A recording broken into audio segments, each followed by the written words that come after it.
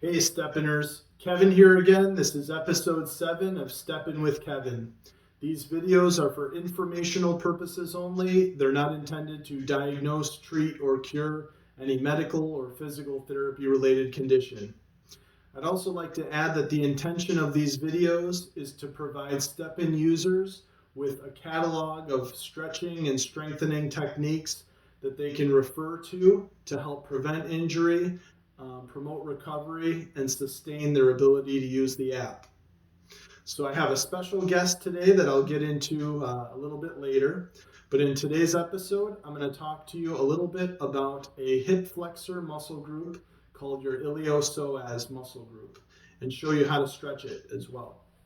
So this muscle collectively resides in this region. It attaches from your ilium, which is your pelvis bone, which kind of sits like that in your hips. So it attaches to this front part and then crosses your hip joint to attach to your thigh bone via a little attachment called your lesser trochanter. The other muscle group attaches from the front of your lumbar, lower back kind of spine region to your lesser trochanter of the femur, and also helps kind of flex. They both collectively help you to flex your hip, so in order to kind of step forward. But when you're stepping forward, they're stretched on this side, and if this foot were in the air, they would be contracting on that side. So they're very active when you're running and walking.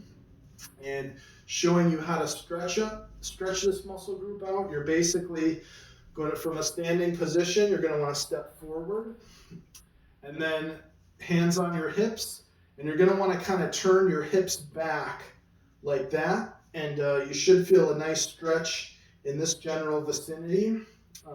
As with any stretch, holding for maybe 30 seconds to a minute is usually about the place you want to be.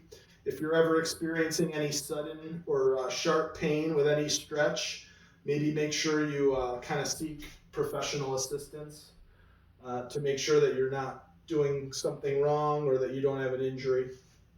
But you should feel kind of a gentle stretch in this region. It can be kind of tight in some people. But yeah, you're just going to kind of step forward, and then from your hips kind of rotate back, which sometimes it's a little bit easier visualized from the side. So I'll show you from the side, kind of stepping forward.